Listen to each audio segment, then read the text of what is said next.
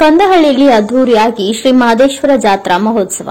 ಚಾಮರಾಜನಗರ ಜಿಲ್ಲೆಯ ಯಳಂದೂರು ತಾಲೂಕಿನ ಕಂದಹಳ್ಳಿ ಗ್ರಾಮದಲ್ಲಿ ಜಾತ್ರಾ ಮಹೋತ್ಸವ ಪ್ರತಿ ವರ್ಷದಂತೆ ಇಂದು ವಿಜೃಂಭಣೆಯಿಂದ ಜರುಗಿತು. ಜಾತ್ರೆಯು ಬಣ್ಣ ಬಣ್ಣದ ದೀಪಾಲಂಕಾರ ಹಾಗೂ ದೇವಸ್ಥಾನವು ಬಗೆ ಬಗೆಯ ಹೂವಿನ ಅಲಂಕಾರದಿಂದ ಕೂಡಿದ್ದು ಭಕ್ತರ ಗಮನ ಸೆಳೆದವು.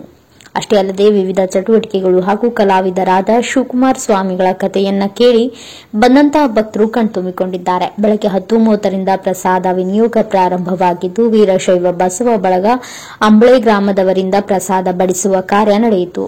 ಹೆಚ್ಚಿನ ಪ್ರಮಾಣದಲ್ಲಿ ಅಕ್ಕಪಕ್ಕದ ಹಳ್ಳಿಯಿಂದ ಬರುವ ಭಕ್ತರಿಗೆ ಯಾವುದೇ ಅಹಿತಕರ ಘಟನೆ ನಡೆಯದಂತೆ ಹಲವಾರು ಪೊಲೀಸರನ್ನ ನಿಯೋಜನೆ ಮಾಡಲಾಯಿತು.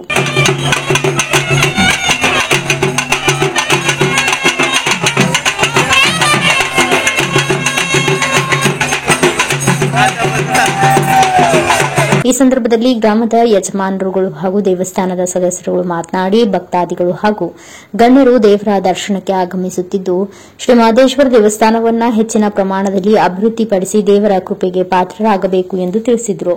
ಬ್ಯೂರೋ ರಿಪೋರ್ಟ್ ಸ್ವಾಮಿ ಬಳೆಪೇಟೆ, ಭಾರತ ವೈಭವ ನ್ಯೂಸ್, ಯಳಂದೂರು.